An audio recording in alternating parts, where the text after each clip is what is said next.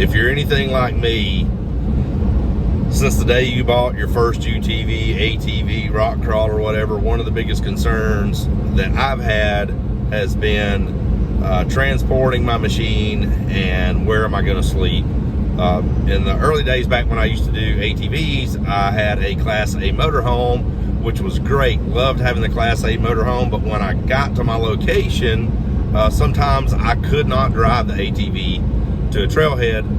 So we would have to pack everything up, unhook, and drive to a trailhead with a big 34-foot Class A motorhome to go ride the ATV. So that didn't work out for me.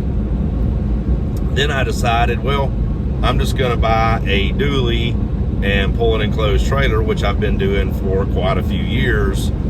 There was a brief period in between where I just pulled an open trailer and stayed in hotel rooms, and that can get expensive fast.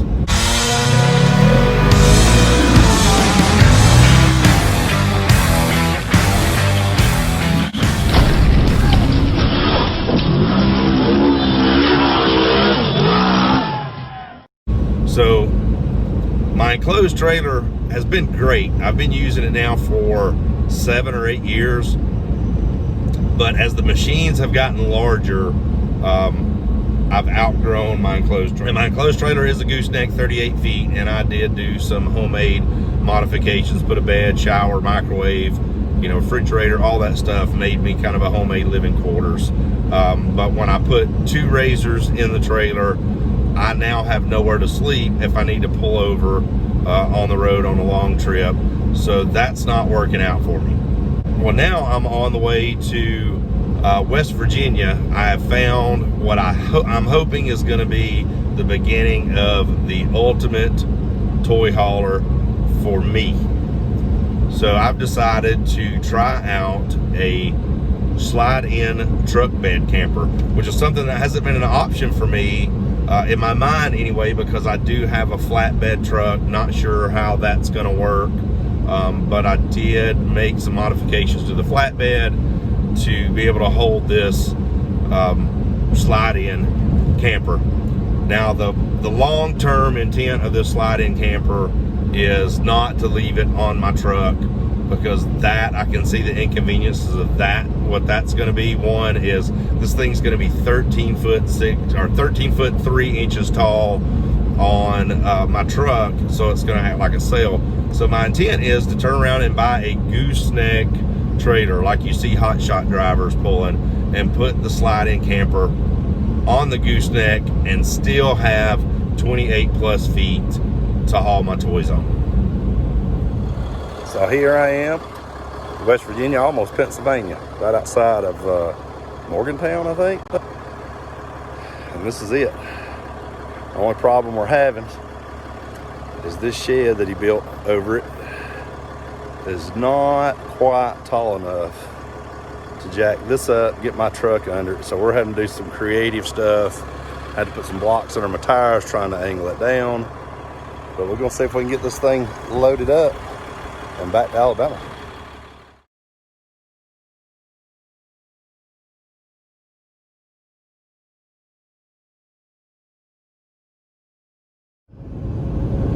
Got it hooked up and pulling. See it up there, hanging over. Seems to be pulling good. Good little cruising speed. All right, well, there it is. Got it home. Actually have already used this. We used it 4th of July weekend with it mounted to the truck, went to the lake and camped out with some buddies. But it seems like it's gonna work well. Again, this is not its permanent home. My intent is to put it on a 48-foot flatbed trailer like this one, so I can haul both my Pro XP 4-seat, another RZR, or my Jeep and my 4-seat. So worked out really well. Ended up being right at 13 feet, not 13.3 as I figured up on paper, because it did squat the back end just a little. This being a 4500, it didn't move it much, but it did make the 4500 ride fantastic without having a trailer on it. So yeah, looks like it's going to work out well. I'll give you a quick little walk around. So what I ended up doing, you know, the right way is to come down and have these frame mounted brackets put on, but this was temporary, so I didn't want to go that route. So what I had done is welded some heavy duty D-rings onto the bed, got the turnbuckles and tightened them down. I did come back and put some straps just to make me feel better, to keep it from shifting from side to side. Yeah, so turnbuckle, D-ring, worked out pretty good. And I will say that it is, being on this flatbed, it is extremely tall off the ground. So 4th of July weekend, I just, you know, toughed it out, stepped up there, but I turned around and bought, what is this thing called? The Little Giant step ladder, and works out perfect to fit under it for now.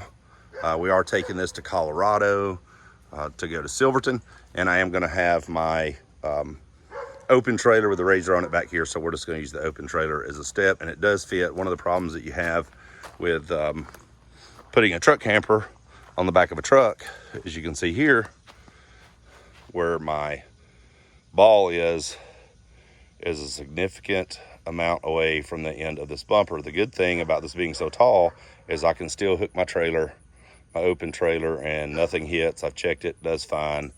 And I didn't have to put that extended hitch, which drops your towing capacity down by a lot. So yeah, so I know some of you guys wanted to see the inside of it. It does have a slide out, and it does have these remote control jacks that I am going to come in and add a bracket here to widen it out so I can put it on a flatbed, and then I'll just unbolt these, unplug them, and take them off once on the flatbed for its permanent residence. All right, gonna go inside. I did throw my 3,000 watt generator on here for my trip to the lake. There's just enough room on this rear bumper to strap it down. Probably not the safest thing, didn't make me feel real comfortable. It was only about 20 miles to the lake, and again, this will not stay on here. So here we go. Turn on my lights. I threw my grill in here for the 4th of July. I haven't taken it out. I'm just gonna leave it for my Colorado trip. Instrument panel is just right inside the door.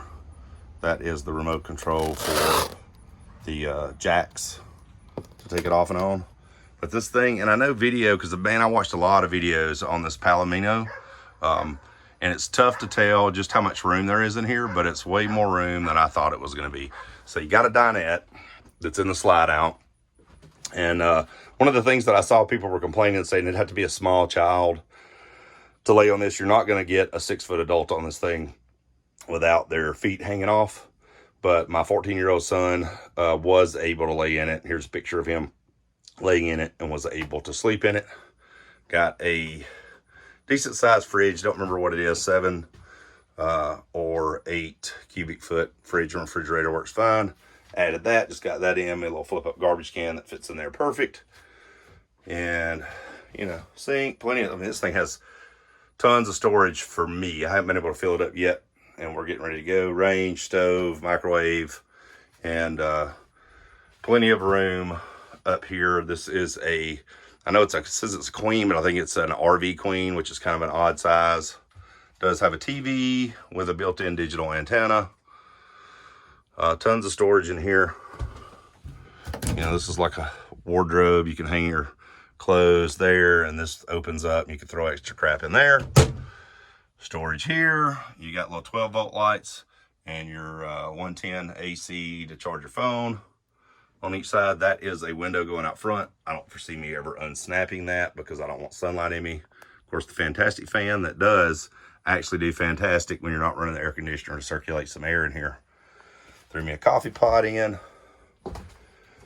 And this is the one drawback that I didn't like about the Palomino, but this is just the way they all come. It is a wet bath. So you actually have the shower in here with the toilet. It's not that big of a deal. The toilet's fine. I got no issue with that. But taking a shower, you have this curtain that has the track, and you're supposed to pull it all the way around. you know, both sides to keep the door from getting wet and to keep the countertop from getting wet. Now, I really didn't see an issue with getting the countertop wet until the previous owner of this let me know that this is just press board laminated. So, you know, you're going to get it wet, but he just recommended wipe it down with a towel because he did actually already replace this once from the previous owner. I guess let water sit on it and it puckered up. So I'm not that concerned with getting it wet. I just want to make sure that I dry it off. But guys, this thing has tons of room. I'll flip this camera around real quick to show you the height so you can see. It's already in here sweating like crazy because I don't have the fantastic fan on because it does make a lot of noise. And this air conditioner, that's one of the main complaints that I have of this thing. That cools great. This is a real small area to cool, but the fan on this sucker is loud, like really, really, really loud.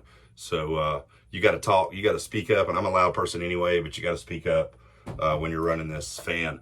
But just to give you that idea of you know how tall it is, I'm 6'1"ish, and so there's tons of room as far as the height in here. And you know, I was told that I was going to be cramped in here, and 99% of the time I'm by myself, so I'm not going to be cramped at all. And when my wife's with me, we got plenty of room to be in here. Now, having that third person that needs somewhere else to sleep, that is an issue because there's, you know, not going to be enough room in here to throw an air mattress. So all you have is the dinette, and the dinette is not going to hold someone. You know, I want to say my son's maybe 5'3", 5'4". Anything over that, you're going to have to lay at an angle and hang your feet off. So, but yeah, that's it, guys. I think this is going to work out great for me. This is a 2016 Palomino HS 2910. Got a smoking deal on it. It's one of the reasons I got it, and the reason I wanted this because it had that one-piece cap on the front, so it's less likely to leak. They're kind of hard to find used with that one-piece cap, but even the new ones for a truck camper are relatively inexpensive. And when I say relatively inexpensive, there's some online right now, brand new 2020s for $25,000, $26,000, and that's pretty cheap for a quality truck camper, because some of them get up in the $50,000 and $60,000 range. So when I say it's relatively cheap, that really is relative to the size of your wallet. So, but yeah, I think it's going to work out great for me. Tons of room in here, and we're going to try it out in Colorado next week for a full week, see how I like it. And a little bit later, I'll be putting the camper on a flatbed and doing it that way, and I'll update with a video when I get that done. Thanks for watching, guys. Y'all be sure, if you like my videos, if you don't mind, subscribe always helps. But like these videos, comment them on them. Any criticism, something that you would like to see me cover, review, or just, hey, I'd like to see you do this better. Y'all let me know. Thanks, guys.